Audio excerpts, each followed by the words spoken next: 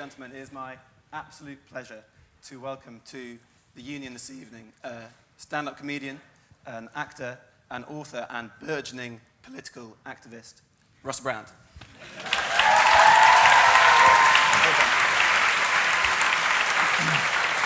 Would you like some more? Now, Russell, thank you very much for coming. Thank you for having me. It's our pleasure, I promise you. Now, it was either Nietzsche or Kanye West who said that whatever doesn't kill you makes you stronger. And I think that's quite apt when thinking about your kind of recovery from certain scandals which happened and the way that you seem to have propelled on from them. So being sacked from XFM or MTV or resigning from the BBC or ejected from GQ Awards. I'm wondering... I'm so glad I have your attention. I'm wondering... Wrap it up. I'm only joking. He's Russell, so lovely. Russell, This is a serious interview at a serious institution. Now behave. I'm wondering, do you ever think you might go too far or might be in danger of going too far? I read this thing the other day by Krishnamurti. You know, in the thinker, not off the news, Krishnamurti, Krishna Guru Murthy. I don't know, he's just reading off an autocue. Krishnamurti said, anything that burns, let it burn. Anything that can burn, let it burn. Sort of, you know, like with the old blasphemy. People worry about the blasphemy, don't they? But like, if you really are, if you have a belief in an omnipotent deity that controls the entire cosmos, someone like doing a drawing of it or saying that Jesus looks a bit like a dick, it's not going to bother them, is it? So, you know, like, if you believe something, believe it. Don't be frightened. And anything anything within yourself that sort of troubles you, like your own petty jealousies, your own petty egotism and narcissism, and God knows I struggle with those, them things that trouble you, they need to burn. They need to burn. Anything that burns, let it burn, like a coruscating bath. So like a vat of acid, I was thinking of then. It's not a very nice metaphor. It's a chief tool of the serial killer. So I'm not suggesting let's look to those poor lonely misfits that do a series of killings in order to acclimatise themselves to reality. Yeah, I'm not recommending that, Leo. Not once you've got into university. That would be a terrible deviation from the path. But what I'm saying is that, of course, so much of like when you those scandals that you listed there, and there were plenty of them. Most of them are, in a way, constructed retrospectively. I mean, what really happened at the GQ Awards just pointed out that the sponsors made uniforms for the Nazis, quite rightly. If you're going to make stuff for the Nazis, don't be upset if people point it out. I mean, that's not that bad, is it? Like, making stuff for the Nazis has got to be worse than pointing out that someone made stuff. Like, in the scale. Yeah, fair. Like, first of all, being a Nazi, that's worse. Then make stuff for a Nazi, second one. Really, in a way, pointing out that happened, that's not even really an offence, It's pretty minor, it's pretty minor. How dare you say that about the Nazis? Did you not stop to think they may be sensitive? That this entire Reich maybe was constructed due to insecurity? Interesting. I'm not happy about that angle. Right, now... Isn't this, in a way, this space composed to be theatre in the round? And aren't these microphones causing terrible problems? Hello up there, you all right?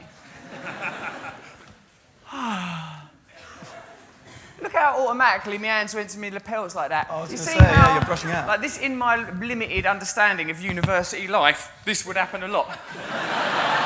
I put it to you! It's sort of like a magistrate's court to me. We've got to sort this sound out. I can't live without whistling shit for much longer. What do you think it is? Because there were dual frequencies. Possibly. We're both dual wielding, yeah. Did you say you're dual wielding? I'm dual wielding. That sounded like a sort of a term that might crop up on Grindr.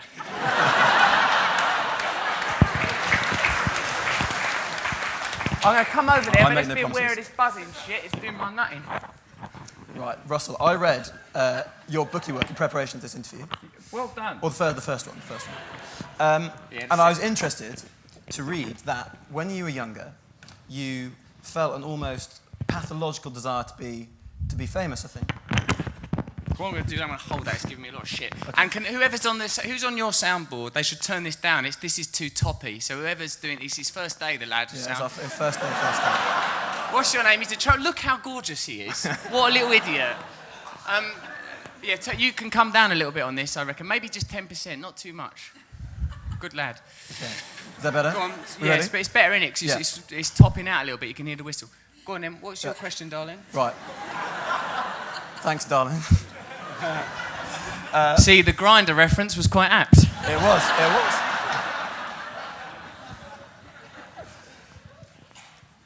You throw me. That is one of my moves, which is stated on my grinder profile.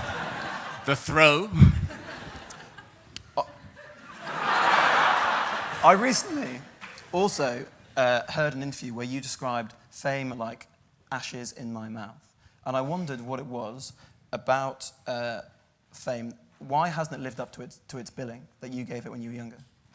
Because how could it possibly? Because fame fulfills a social role. You know, I mean, sort of, as you lot know, being well-educated young people, all contemporary phenomena, all phenomena is an imitation of an essential nature, whether we are talking of the ideas espoused in the Lord's Prayer, on earth as it is in heaven, heaven being a subtler vibrational frequency than the earthly realm upon which we live, or the Platonic idea of the shadows on the wall. The gross material reality that we experience is an imitation of an essential reality.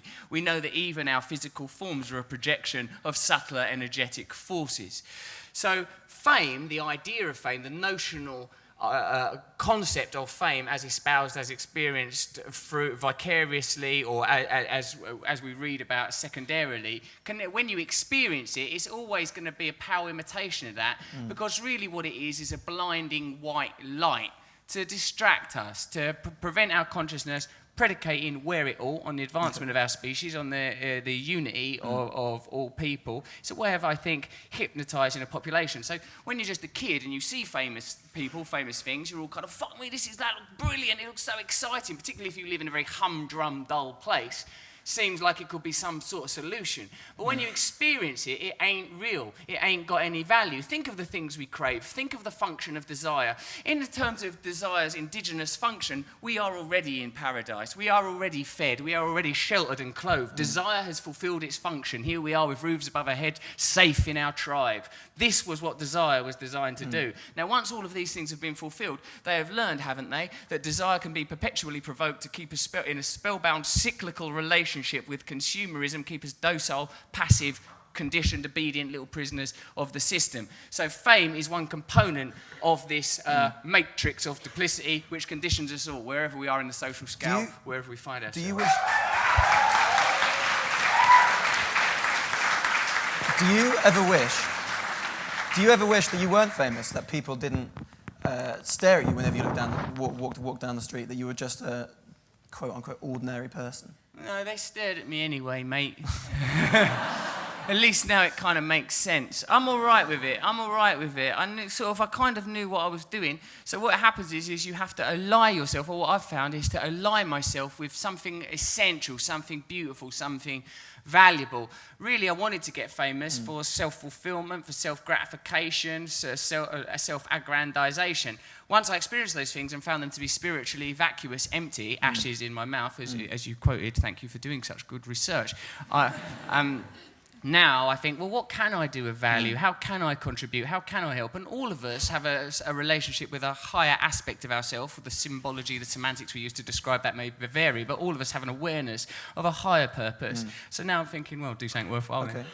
Okay, so where is your sense of higher purpose developed from? I mean, what's the source of your spiritualism, I suppose you'd say? Well, I think it's innate. I see a brilliant show, but I think probably Rob Newman probably came here. The comedian Rob Newman, I see his show the other day, and he was talking about, and I've heard this before, that in Darwin's Origin of Species, there are more references to cooperation than there are to selfishness, and Professor Dawkins' popular idea of the selfish gene, and that selfishness is part of our nature, and genes operate in isolation and are only are only interested in their own profligation and don't care even about the host being. I don't think those ideas are true. I think we are naturally social, cooperative, a naturally social cooperative species. So it's inherent, is what I'm saying. We have an innate sense that we are together, that we are unified, that separation is an illusion. We're made of the same stuff, we think the same stuff, we feel the same feelings. Temporarily and anatomically, we are divided, but these divisions are constantly fortified, fermented, augmented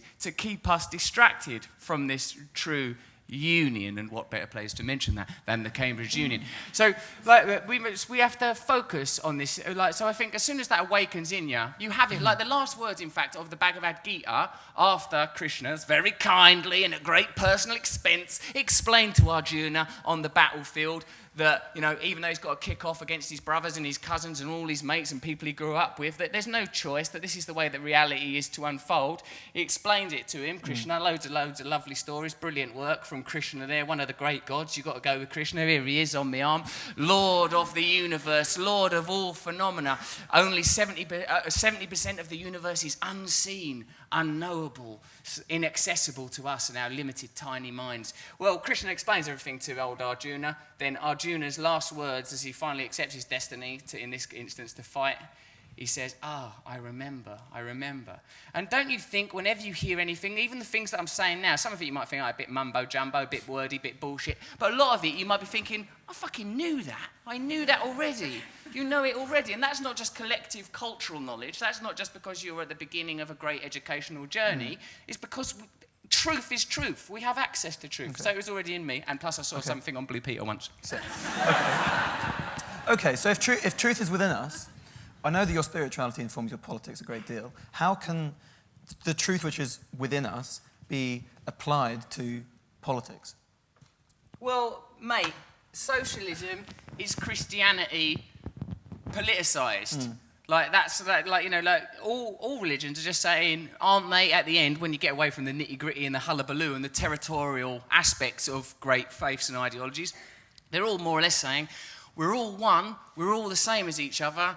You can't be happy if you're making other people unhappy. You can't do that. We experience this when you've made someone, like, you might even in an act of vengeance have some temporary thrill, but it wears off and you're left feeling a bit sort of empty, and you know that you've hooked into a circuitry of bogus belief while you're acting in that selfish manner. So the way that spirituality informs politics is absolutely and entirely, and if it doesn't, then it's being informed by a disingenuous system. That's the only thing that it should be about, because spirituality, it can be all highfalutin, and why not? Lovely to hear a bit of lingo, lovely to hear a bit of Rumi, why not get into St. Francis of Assisi? But really, all spirituality is we're all people, we're going to die, try and be nice. It ain't complicated, it's a simple business. Yeah. And politics, if politics is about anything other than make sure that everyone's getting looked after, any system that's in place which is about the furthering people that are already privileged, that's got to change. It's because we're all fucked. We're all fucked. The poor trapped in their poverty, the rich imprisoned in luxury. We're all living in a fucking illusion. We're all on a prison ship. It's up to us to liberate ourselves first as individuals and then as a society.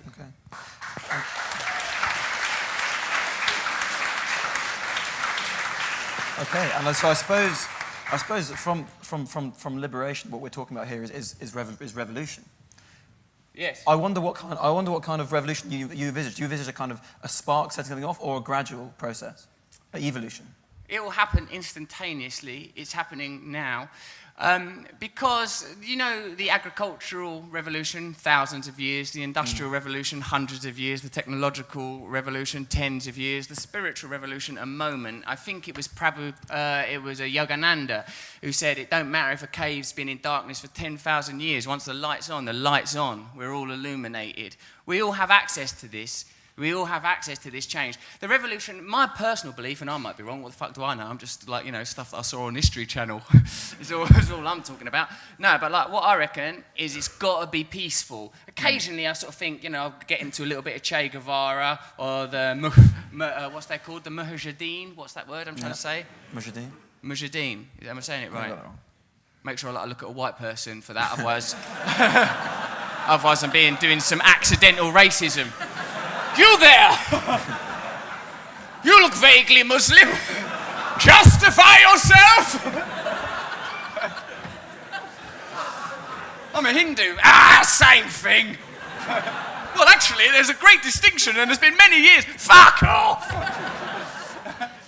I get into the romanticisation of revolution because for me, I hate the power structure. I mean, I mustn't hate it because, you know, the Russians love their children too, as the great Sting once said. And David Cameron was dead lovely to his kids, someone once told me. You know, so it's not like you can't go around hating people because you've got to be humane and loving to melt away the darkness. But we can't be violent. Occasionally I get a little, but occasionally I get excited by that kind of revolution. But I think mass civil disobedience, absolute non-compliance, it's going to be brilliant, especially brilliant for you lot because you're mostly young, you don't have no commitment yet, or like children or nothing, basically the same as me. I've suspended my adolescence. I'm actually 62 years old. Dressed in a Bros t-shirt. So you won't even get that. One Direction, I don't know, take that. What is it now? Again, the platonic ideal. The Osmonds, Bros, take that, One Direction. It's an archetype. Sexually non-threatening males. As the female sexuality grows, they have these feelings, but they don't want to project those feelings. It's like, they want a bit more, hey, come on, baby.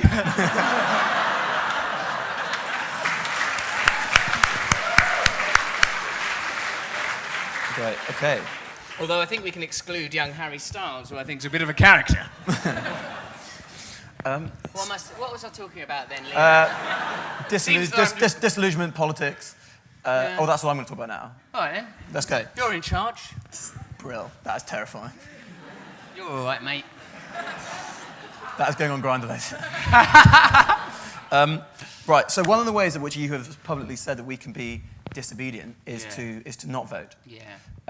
I wondered if you could explain to us now why you think not voting would give a clear message. I know loads of people go, oh, we should vote and all of that because of the suffragettes or the wars and all those kind of things.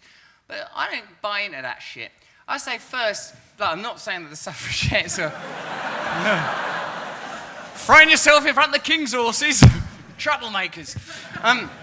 No, I think it's an act of compliance. I'm not talking about apathy. I think you understand that about me. I'm saying I'm not complying with your ideas at all. I'm not going to turn up and put an X in a box. I'd rather, X box. Look at it. It is like an illusion. It's a temporary reality. It's meaningless. It's pointless. It makes no difference.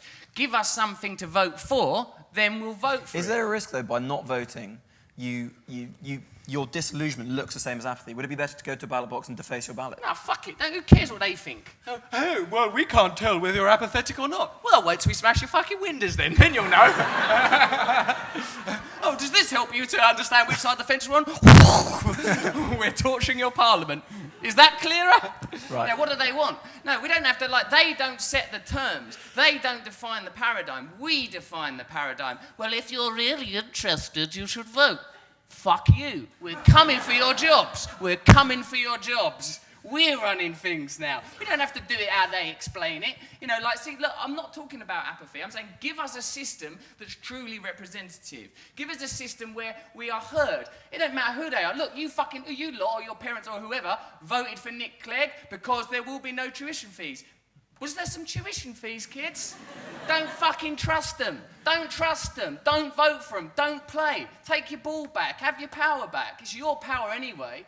They're only in charge of us if we allow it. Complete non-compliance, complete disobedience, then the alternatives will emerge. We need to create a paradigm that makes the old one obsolete. That's what we have to do. Not comply to it, because then we'll get drip-fed little measures. Like, oh, well, we've given you recycling bins. Oh, thanks. The planet's still fucked. What we need, Naomi Klein, who knows a lot more about this shit than I do, and God knows that's not hard, said that in terms of climate change and necessary ecological action, we are way, way beyond the stage of politely turning up and rattling a few placards. There needs to be a defiant stance taken against the corporations that, for their own ends, are desecrating our planet. Now, the system in place of these little valves, these neat little ejaculations of apparent power of a little vote, I'm not interested in that. I want fucking bukkake in their faces.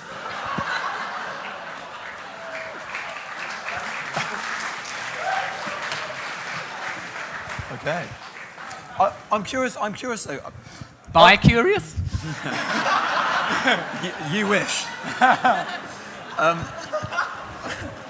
I'm curious though as to what. So I understand not voting can be disobedient. But what else? Not buying certain corporations? Yeah, that's good. Like, we'll do it together. Old Krishnamurti, who I'm quoting to death, truth is a pathless land. You know, we've all got our own personal truths. Now, there are certain principles that will help align us all. Just be true to your essential selves. Don't fuck other people over. Now, part of that, yeah, it is a bit annoying. Do you know what I think is really important? It's like, say when I was a kid, it was all like apartheid and all that sort of stuff, and I sort of would pretend to be sort of angry about it, and obviously I agree with complete racial integration and racial equality, but actually when I was at home at night, I didn't really think, oh, bloody apartheid, I can't fucking sleep. It didn't bother me really. But say when I got ripped off, like a bus driver wouldn't give me my fare back, or when there's an ATM charge of $3.50, I'm prepared to go and fucking kill. Or when Apple changed their charger, you're like, hey, you bastards, why'd you have to keep changing the fucking chargers for? That stuff really affects me and impacts me. So what I think we have to do is recognise we're in our own lives. We're being ripped off. They're ripping us off left and right. We recognise where those things are. Recognise that those things are not necessary. And when people tell you there is no alternative, look at the people who are telling you that. There's no alternative to this system that happens to benefit me. Oh, that's fucking convenient. We've looked at all the alternatives, and the best one is me in a big castle. Oh, thanks. Well, we'll stop thinking. Debate over. Yeah, complete non-compliance. But you lot are clever as fuck. Come up with your own ideas. We'll all support each other. We know vaguely what it is. Don't be racist. Be tolerant of other people's religions and sexuality. Be completely tolerant of each other's genders and agendas, and learn more about one another. And that's got to be a two-way thing. We've got to respect people of different religions. They've got to respect people's different sexuality. We know we must form a consensus. This new generation. I'm not the same generation as you. I'm old enough to be all of your parents, even though I've jazzed myself up into a new aesthetic. But we together have to present new principles. We already we have a consensus among ourselves and within ourselves, and now we have to act upon it. And we've got to look for different ways together, mate. Okay. How do you think we can persuade most people to join? I think I read an article the other week about how social rebellion, going to protests, have declined massively since the 70s and 80s. And the article was saying that it largely is due to social media. It's much easier to like a cause on Facebook than it is to go to a protest or to write letters, whatever it is. How do you think we can persuade people to actually change their lives? Make it sexy. Okay. Make it sexy, make it fun, make it interesting, make it enjoyable, make it part of our identity. But a lot of people talk about the apathy of, say, people only want to watch X Factor and go to football. But people go, oh, if you watch that fucking X Factor, I don't suggest you do, but if you do, it's pretty galvanising and interesting. I've not watched any of it, and then I watched a little bit of one episode. I was about 5 minutes in, I was like, you fucking bastards, that one's much better. Well, how did I become so quickly engaged by this? They know what they're doing. They're very good at presenting this information to us. They're very good at presenting the spectacle, and so people care. So it's about directing passion that's already there, and you're asking me how to do that. Well, what is the language? What ideas? There's no point in going, oh, it's out of order that people somehow think that Coca-Cola is more than just brown sugary water. That's all it fucking is. But even I hear myself say those words, but I think, I see that bottle, I see the adverts. Coca-Cola means something to me. They've created meaning. They've generated a connection in my consciousness between the idea of youth, sex appeal, and that stupid brown sugary water. I mean, if we consistently saw an image of it being fired out of someone's arsehole, we probably wouldn't drink Coca-Cola. We'd go off it, wouldn't we? Oh, actually, I'm starting to like it again. From an entirely new angle.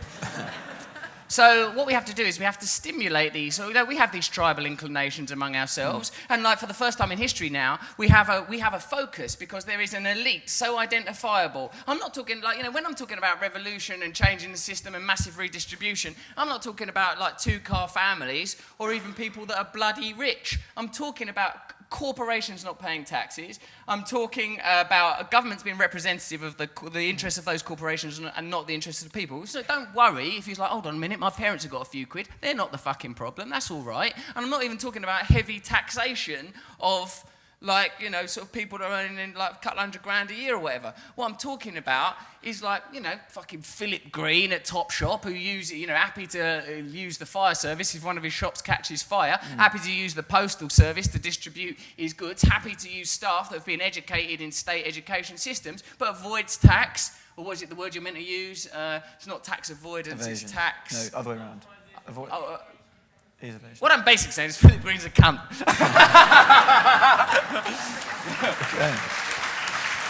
Okay.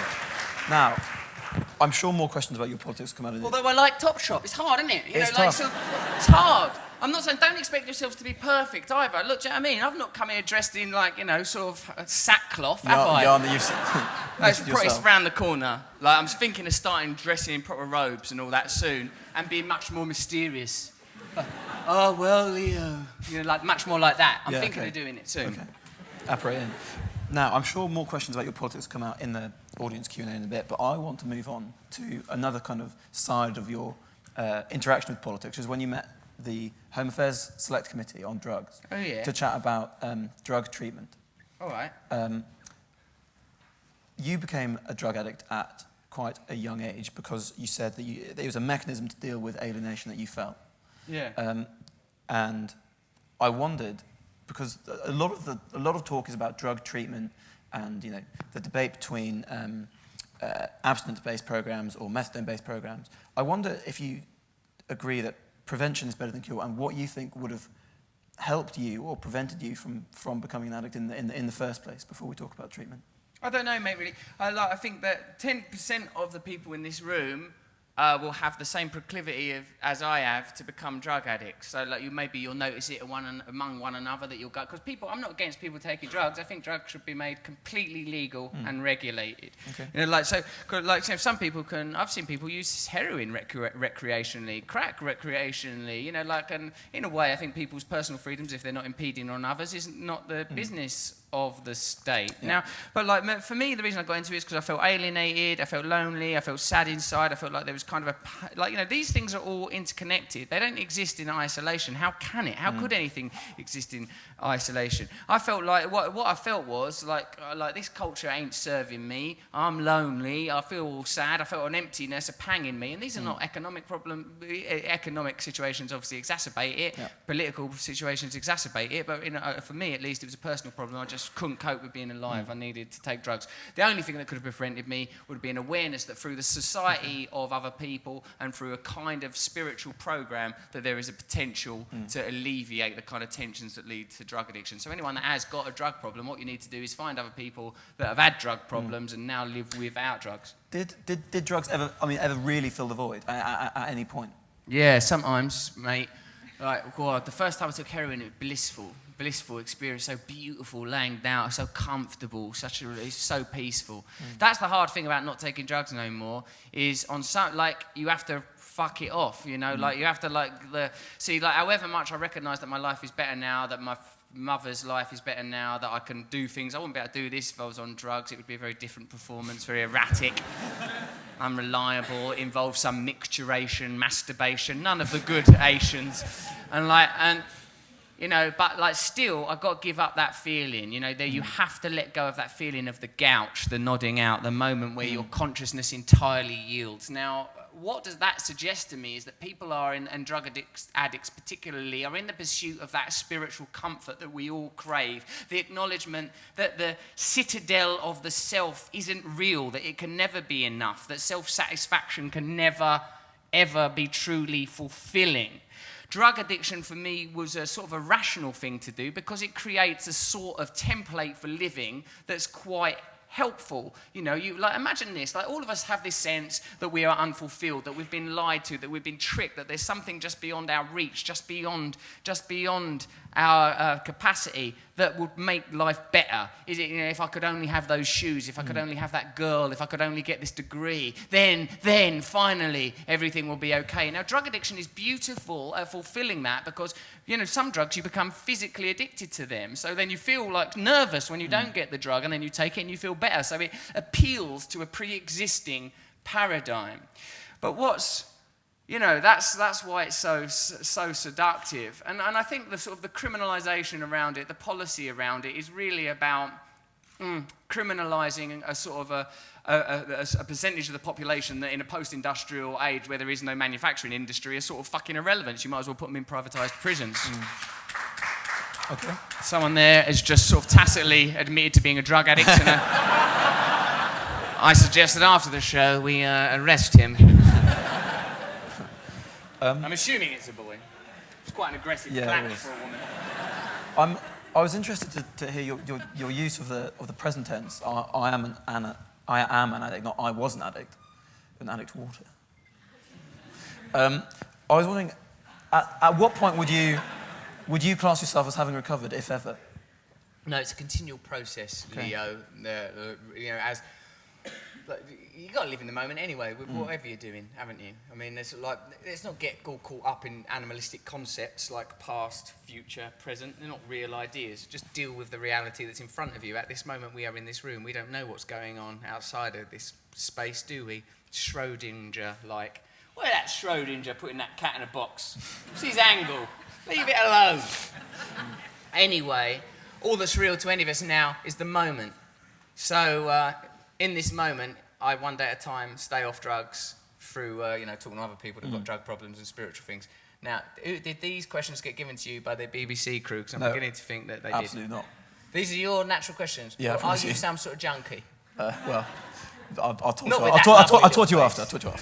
You could be in a boy band. Oh, that's very sweet of you. Which one? That's how it starts. Dare I What ask? I just did then, so it stopped being an interview and became grooming.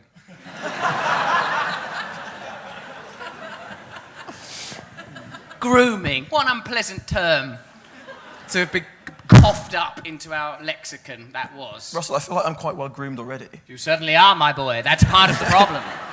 Oh, Good. I'll groom you. And where will we get the unguents from? The creams, the effluvias to groom you further.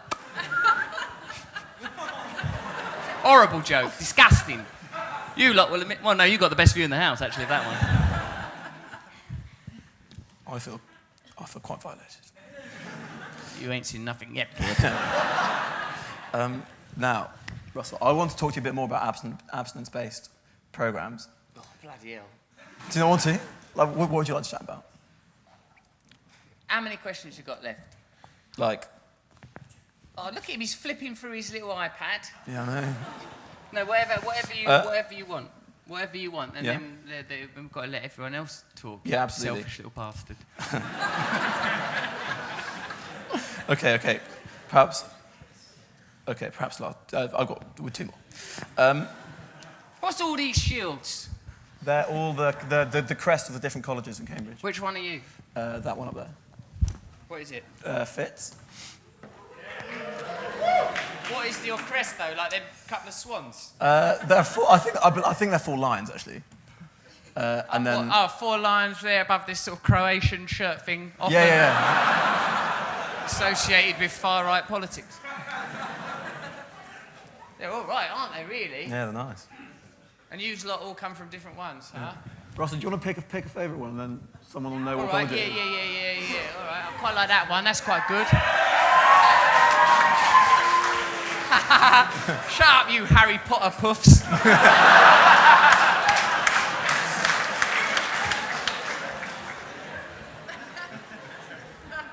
It's all right, isn't it? All the visual cues. I like all that. Mm-hmm. Right, okay. Right, we're going to have one more question. It's going to be about Morrissey. Oh, yeah, good. I'll sit down for that. I knew you would. The person, not the cat. Yeah, fair enough. Sorry. You and me and my mother share an irrational love of the man. And I wondered... You and me and my mother share a rational love of a man? Could you and me and my mother share a bathtub Russell brand? Could you and me and my mother live happily in incestuous bliss? Oh, you and me and your mother sharing a sexual kiss. Should have done incestuous bliss as the out, but other than that, not a bad spontaneous rhyme. Very nice. Do you prefer the Smiths or Morrissey solo work before we go to the Q? You've got to be careful with that sort of thing, mate, because Morrissey sees it as a very spiteful act of... No, but I've asked you, though. What's your favourite? Yeah, well, what if Morrissey finds out what I say? I promise not to tell him. He's very thorough and diligent in his reconnaissance, Leo. We can't stop him. I thought you were talking about... Tell me about your inner truth, Russell. Recruiting you now. They move among us. You there, you're good at languages. Would you like to be a spy? What? Do you want me to be a spy? I didn't say anything. You misheard. Who's been approached by MI5 yet? Come on! Join, and then we'll use it for counter-revolutionary techniques. They might ask you to spy on me, and then pretend to spy on me, but then just give them dodgy information. No, it's all right. It's just at home. He's on Grindr all day. Bothering the President of the Union. Not president. And his mum in a bathtub. I'm not president. Look, the Smiths are lovely, aren't they? But, like, how can you ever dismiss Morrissey's great solo work on Vauxhall and I, Viva Hate, You Are the Quarry. Morrissey continues he is a perennial font of greatness. His genius continues to flow. I agree. Great cat as well. Now, I think we've all probably heard enough of me. Russ certainly sounds like he has. So, I'm going to open up to the audience Q&A. For everybody who's watching this through live streaming in our different rooms. What? I know. People are watching this through a live stream in a different room. Yeah. The dirty, voyeuristic little perverts. Sat there thumbing their gubbins. If the dirty, voyeuristic little perverts would like to ask a question, yeah, I have a Twitter feed here, and you're very welcome to, and I'll occasionally interject. Yeah, occasionally interject, just very occasionally, because now it's become like chat roulette. Oh. You shouldn't know what that is.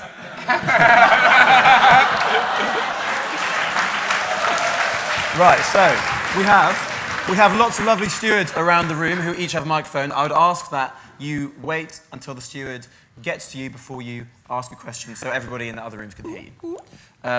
Who has a question for Russell? First over there.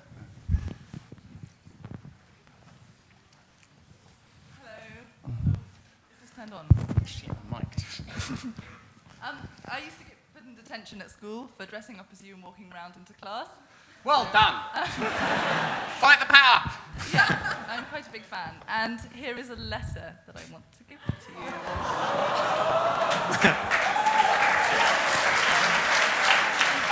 Give it a cuddle.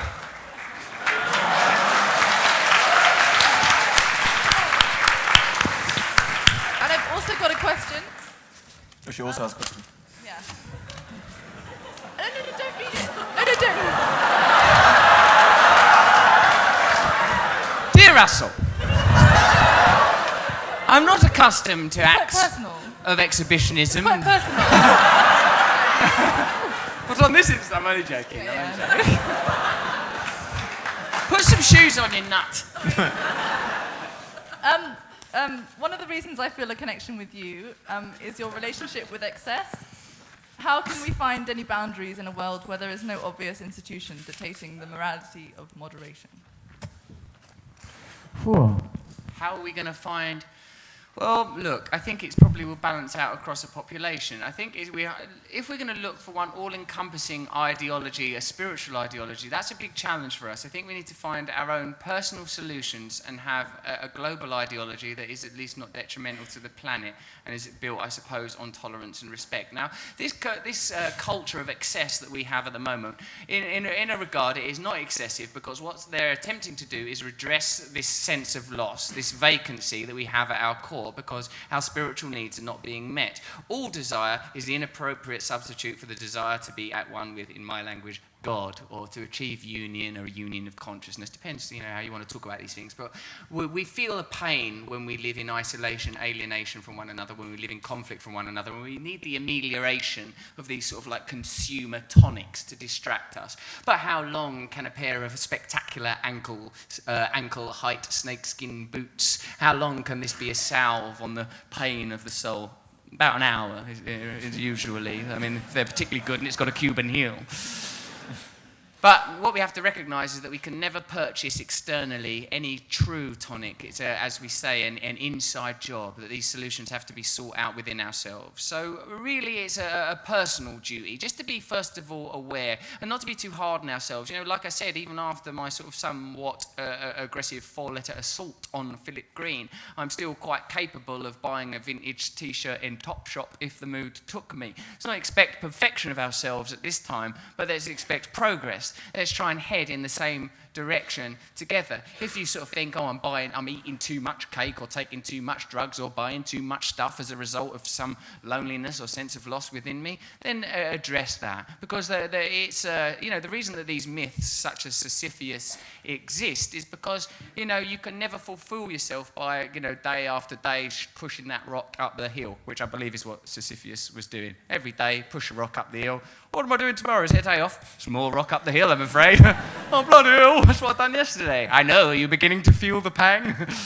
That's the point of myths, I suppose. So, I think awareness is all. We must be aware. We must be aware of reality. Remember, we receive reality through a series of filters. The senses themselves are a filtration system. Remember the limitations of the eyes, only able to see between ultraviolet and infrared light. Remember the limitations of the ears, only hearing a certain frequency. Remember the limitations of language, placing everything into a semantic, syntactic, symbolic formula. Remember that reality is too much for us to stand, so we take it piecemeal in tiny chunks. To experience some true resonant reality, we have to journey within. The only language that matters truly is love. This Swami fella that I know out in Mumbai told me of this girl that once visited him. Her mother was pregnant. She was going to have another daughter. When the kid was born, she was very, very, she was paraplegic, double disabled, and the little girl, she was disappointed. She's 10 years old. She had certain expectations of what this sister would be like, and when the sister was born all paralysed, she's like, my expectations have not been met. I'm sad. And she was resentful for a while, resentful with her parents, resentful with her sister, resentful with God. But in time, she recognised that if you got frustrated or angry with the little sister, she didn't understand. If you spoke to the sister angrily, she didn't understand. It didn't mean nothing to her. But if you were loving to her, if you made her laugh, her little face lit up, Ultimately, the only thing that we understand is love. We don't need any of its permutations. We're going to have cultures. Culture is our operating system, and we do need operating systems. But we must remember that our essence is love. Return to it within yourself and express it to all others will be fine.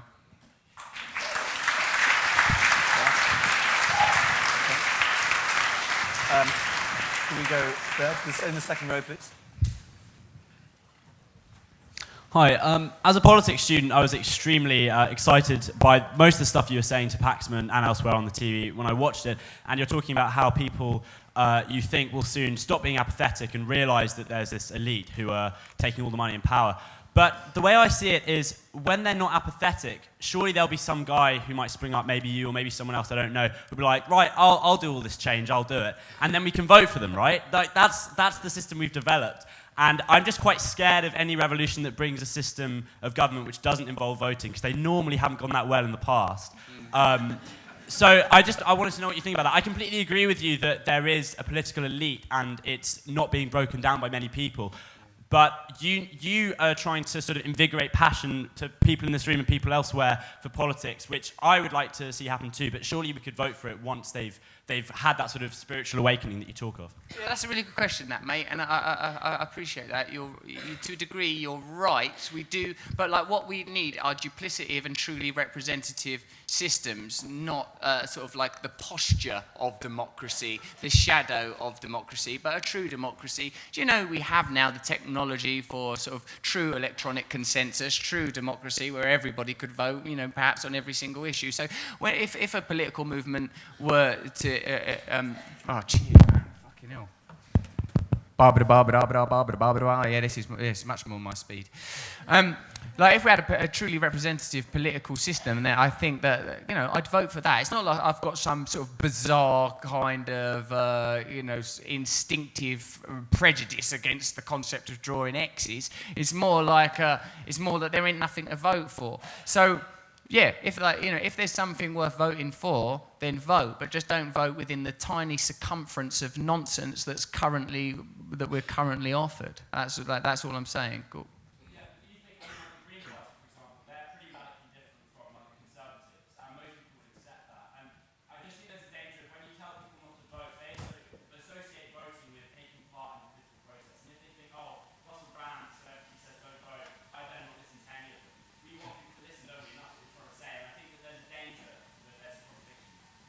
I like what you just said.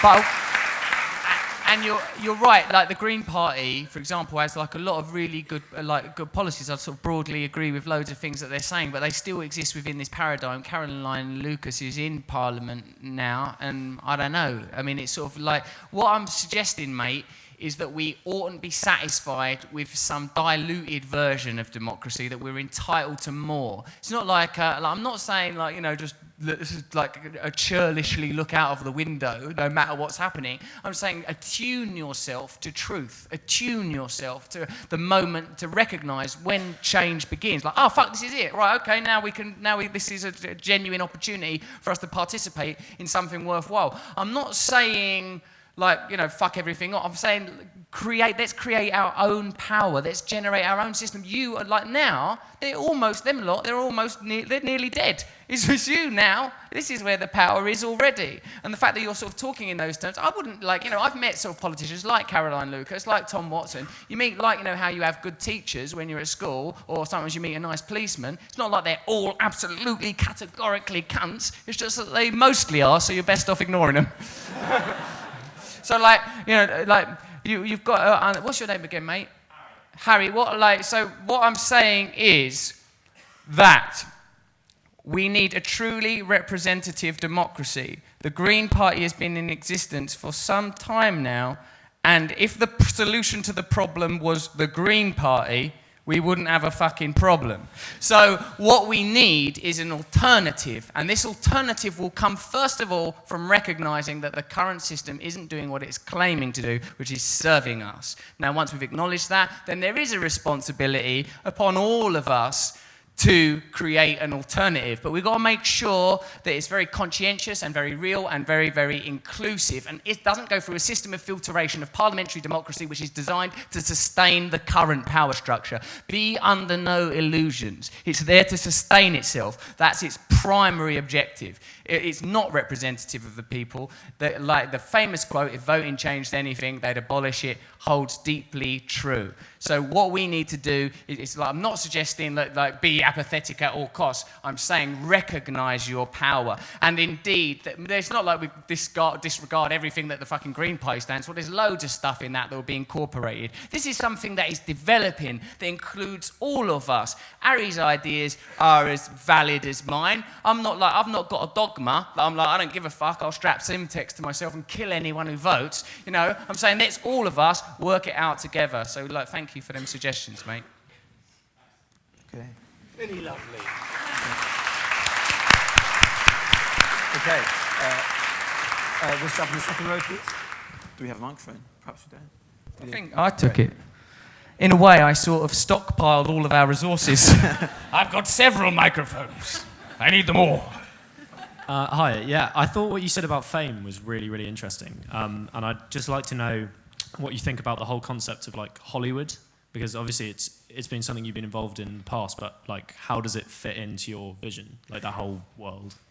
It's an half mad. I mean, sometimes don't people say, it's a bit rich coming from you. You've done all this stuff. You've indulged yourself in it, and now you're saying other people shouldn't. But that is kind of what I'm doing. I went that Hollywood. I went all their fancy parties. I've done their films. It's not that good, mate. It's just not what you think it would be. How can it be fulfilling? I don't know. And what does it? Again, what's its primary objective?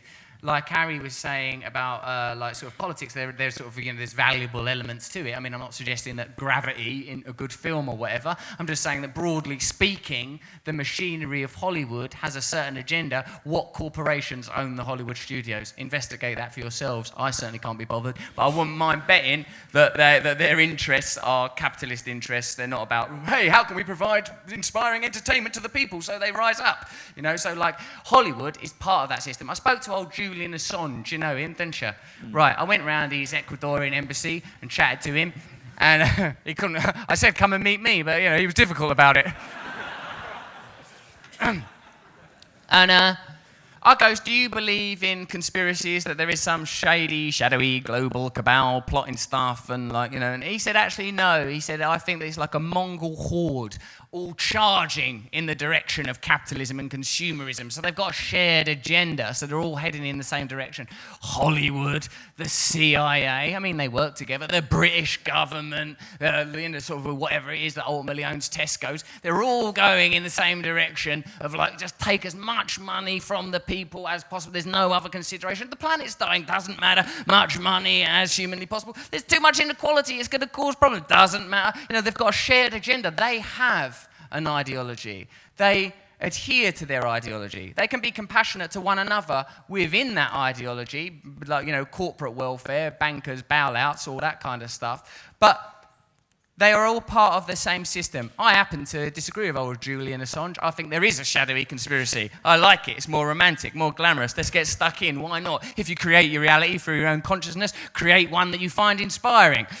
Fuck the truth. No. Truth is all. Truth is all. Truth is all. Truth is all.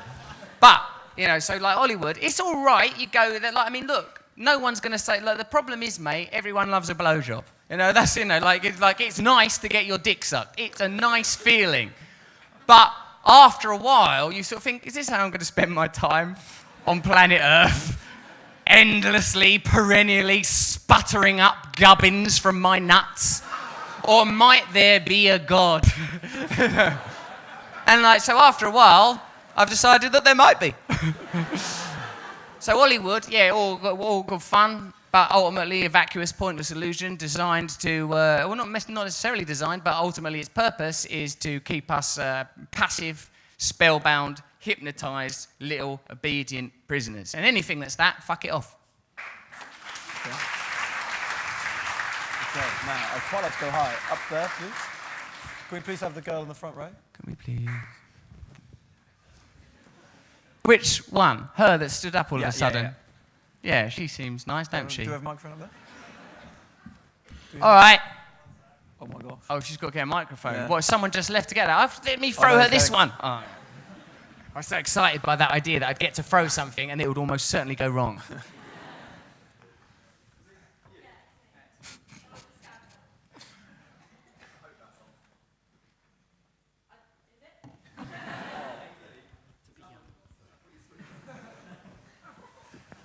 Brief technical difficulties. Sorry. Rossi, can you give him one of yours? What? Do you want this? No, it's on. Oh, anxious. No. I was just wondering that after the revolution happens. Yeah. No. I'm a fan. It's okay. I think we should. I was just wondering, what do you think should happen to those people that have a pathological need and they find it, you know, it makes them happy to hurt other people and cause pain to people? I wondered how you deal with them without impinging on their freedom. Well, I don't know. There's not too many of them, is there? I don't feel like. I don't know. What are you Well, worried there are about? some You ain't got to set up a people. gulag and firing squads. Is it that kind of thing you're into? No. I'm worried about that. No, I'm not talking about me. Like. No, I didn't think you really wanted to set up a gulag and a firing squad. No. Seemed like a nice person. No, like, well, look, mate, I don't think that's a massive priority. I think, look, do you know what I think? Like, I remember trying to express this thing as a younger man. As a younger man, about probably a little bit older than you lot, I was already doing the old stand-up comedy, and it was around the time of the murders of Holly and Jessica at the hands of Ian Huntley and Maxine Carr. And I sort of intuitively understood that whenever certain individuals within a society malfunction, that we are, to a degree, culpable together because we are compassionate tribal animals, and if we don't look after one another, then there will be these violent atrocities every so often, like when there's those school massacres in America. Of course there is individual culpability, but what kind of society fosters such consistent violence and the kind of cultural alienation that most of the perpetrators experience and act upon? We are all forming that. Now, sort of like, so even when there's because there are no monsters, there are no demons, as Solzhenitsyn said, the line between good and evil is not between nations, religions, or creeds, but runs through every human heart. So in a way, what I would say is that we have to a degree, immolate the darkness within the self, to recognise that part of our primal nature is to be selfish, is to be acquisitive, but not to yield to that nature, and not to worry too much about the persecution, prosecution, or gulag building that you seem to be suggesting, young lady, because, because this notion of evil is a convenient idea, but I think it's a complex one. I think ultimately an attitude of compassion. Now that's very hard when you say, what? How would you feel if someone murdered your mum or whatever? Of course, we occasionally feel vengeful and angry, but I think aligned to our higher nature. And I don't think there'll be a possibility of us achieving this revolution unless it's built on principles of love and compassion and tolerance, whilst accepting that we are basically fucking monkey people. And in a way, it's brilliant that we're not worse than we are now. I mean, no one has yet flung any feces, and congratulations. So I think tolerance and compassion has to be the guiding principle. And if you're saying in a sort of a Daily Mail way, but what are we going to do about the paedophiles? Just keep an eye on your kids. Thank you. Okay. Right. You be in charge of picking people, otherwise I'll get anxious. I'm going to pick someone on Twitter. I'm going to pick... someone who couldn't even be bothered to show up. I'm going to pick Peter Ilchev, who's asked you, Russell, do you think it is possible to have a truly representative democracy which encompasses an entire country's beliefs? Yes, I do think that it is possible to have an entirely... What is it? Come here, you.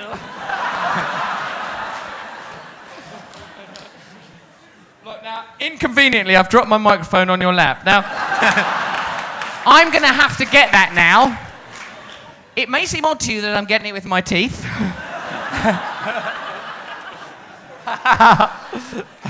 Oh, look at him. It's their age. There's a beautiful age with young men where they're sort of not quite fully finished. And look at him. I bet if you stand up, you're about 7 foot tall, aren't you? But if I'd seen you 6 months ago, you were tiny. Come, let's stand up. Just let's see what you're like. Look at him. Give us a cuddle.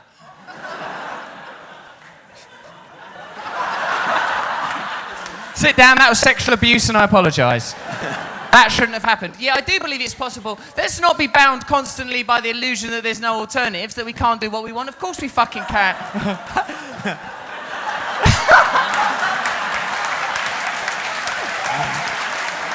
That was lovely.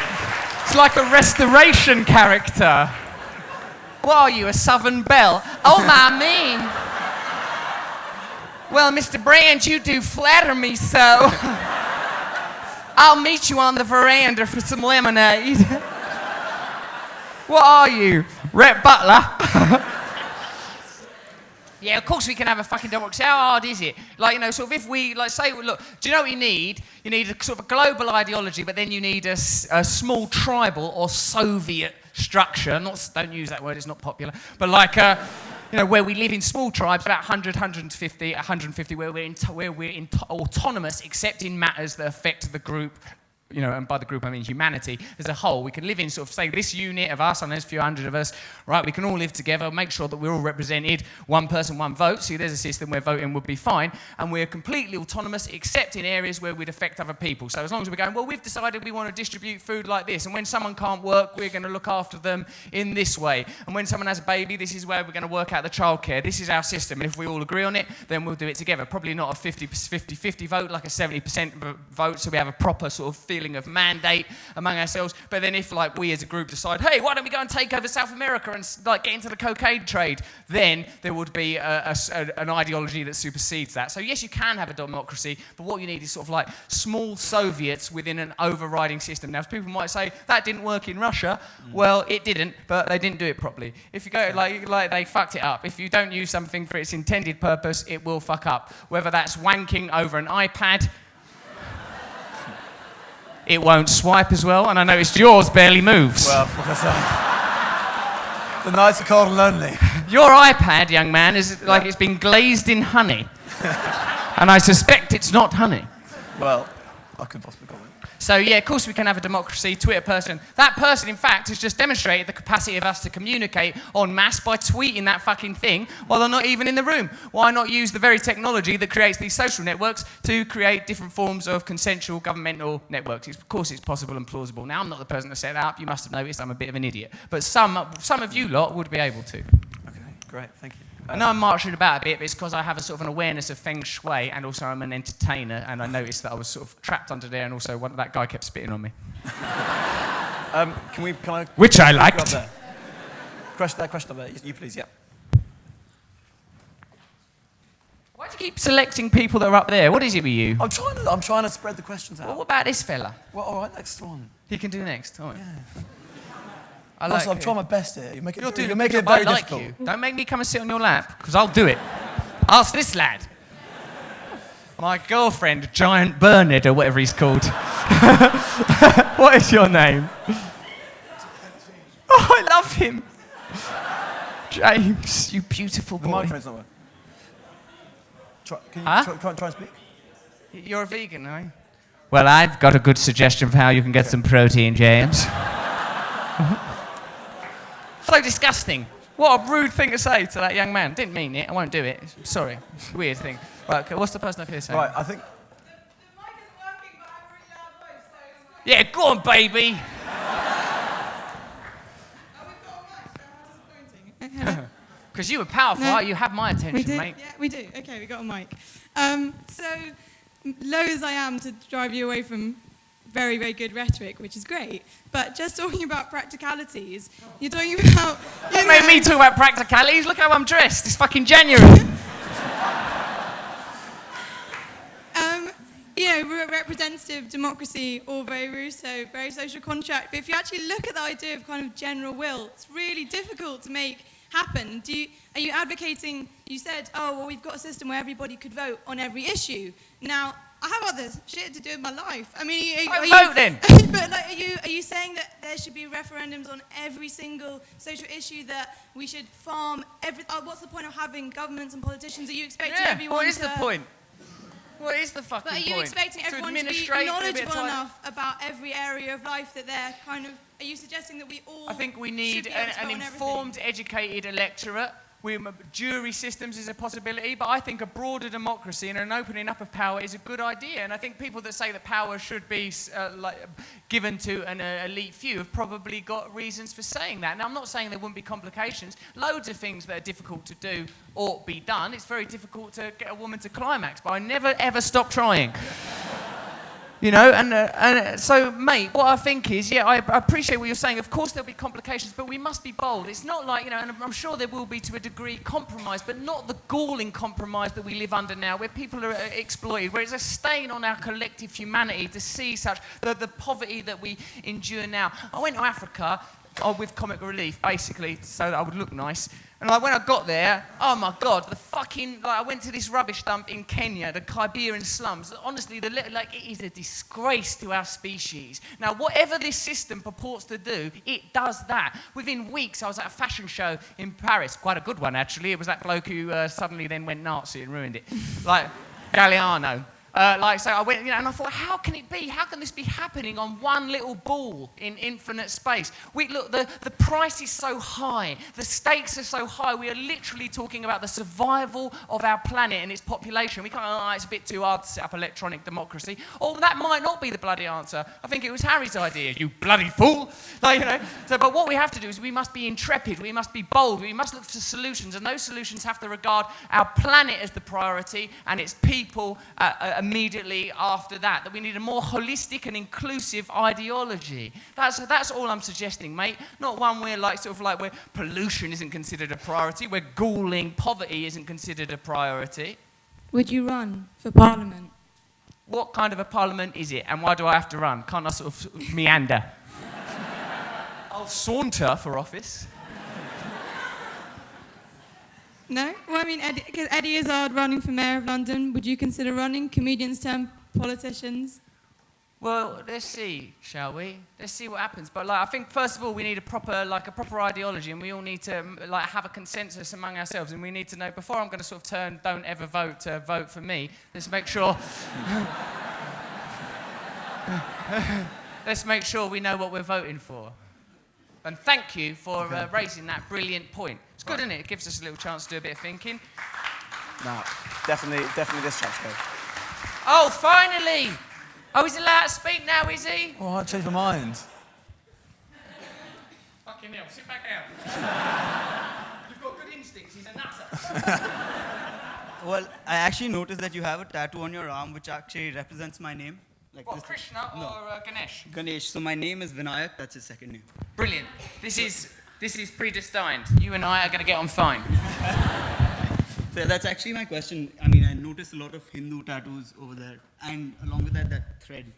So is there a particular reason that just intrigues me?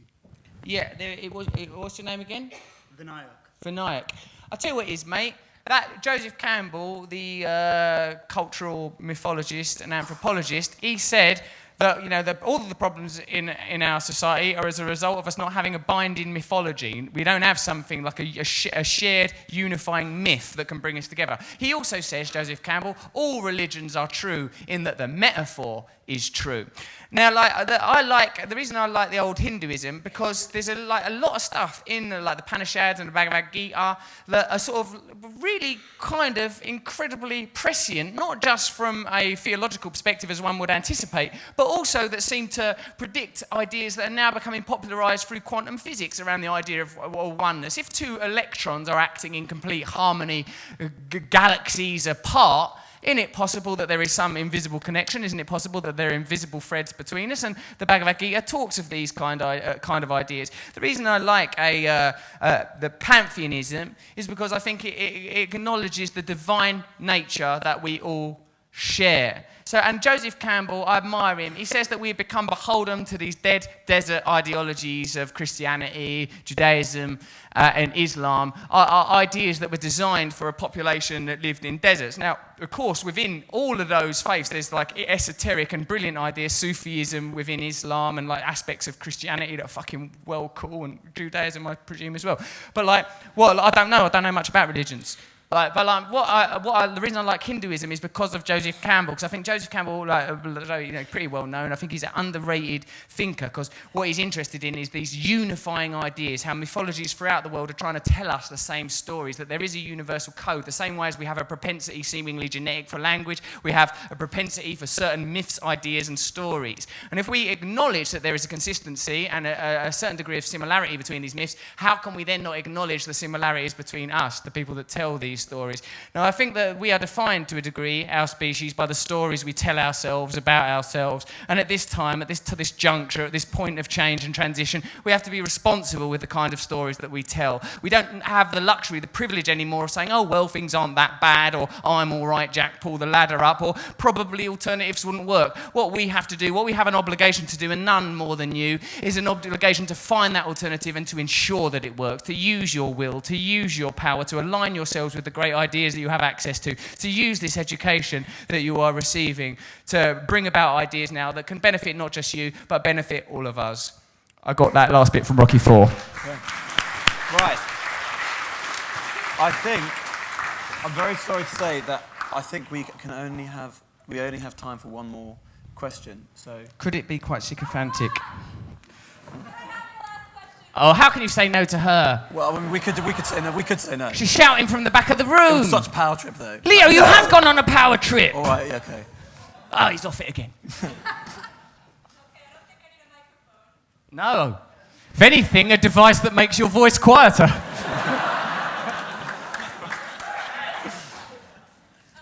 talk about spiritual emancipation, and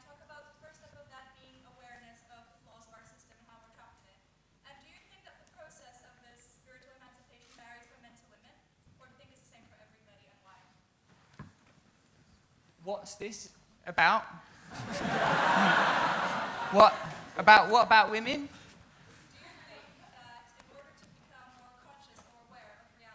Yeah. I don't know because I'm not a woman, right? But I do feel that if I was to, like, sometimes, you know, when you have to be reductive to tell a story, to get information across, and the nuances become a bit complicated, a bit of a pain in the arse, you think, well, I'll just do this simply to move the argument along. Because the conservative among us, they've got the advantage, like how the devil has all the best tunes. The conservatives can appeal to our selfishness, our egotism. They can be reductive. They can make their arguments succinct and appealing because they create that primal pang, that desire to acquire. So sometimes I think that many of the problems that we face in society today is because we've lost touch with our nature, and I think our essential nature may be matriarchal. That we like the female is what generates life in a kind of a simplistic way. I know that there is a degree of cooperation in the conjugal activity, not as much as I would like, right, Bernard? But I think that it is the feminine that we have to look to, the nature of the goddess, the female nature of Earth. We've become abstracted from our own nature. We've forgotten that we are part of the whole. And I think that I don't know what it's like for a woman, but I do know that women's rights is an important issue. I do deplore any kind of prejudice and sexism, none more than my own, because I'm, of course, subject to the ideas that, you know, that I've received culturally. And I think that what we need is to have feminism not as a sort of a marginalised ideology that's political and entirely gender-based, but as a spiritual ideology that informs all of us, and to acknowledge the essential feminine nature of the earth, and that all of us are a conglomeration of masculine and feminine. But now you, especially Bernard, who's almost 90% a gorgeous 7-foot transvestite. I'm only joking, cheap joke, just to let the steam out. Yeah, we have to, I don't know what it's like to be a woman, but I do know about my own feminine nature, and that's something that has to be perpetually realised, because I think that's a good way for connection, for interfacing with the essential feminine nature of our planet, of creation, etc., etc. So I hope that's a long-winded answer. Lovely, thank you very much.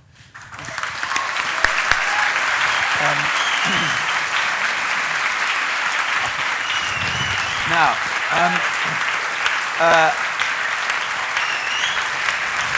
what, are we done?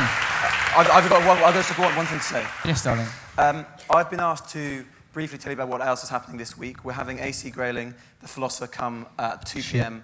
on Wednesday. Fucking really shit. Don't bother that. Who promises to be very interesting. Yeah, it's bollocks. Ross thinks it's bollocks. And then Thursday promises to be a dead interesting debate on euthanasia. No, don't go. Youth in Asia, or just let them do what they want, man. Just let these youths in Asia be free. Stop killing them by taking them to Switzerland and putting chloroform over their mouth. And they go, "You're very tired. You're very tired, Nan. It's the kindest thing. I'm only 16. Shut up." Sorry about that, but if you think about it, it was a brilliant thing to say. Good. I'm glad we have your ringing endorsement. As ever, our bar is open until late. Can we please give a final round of applause to Russell? Thank you very much. Thanks.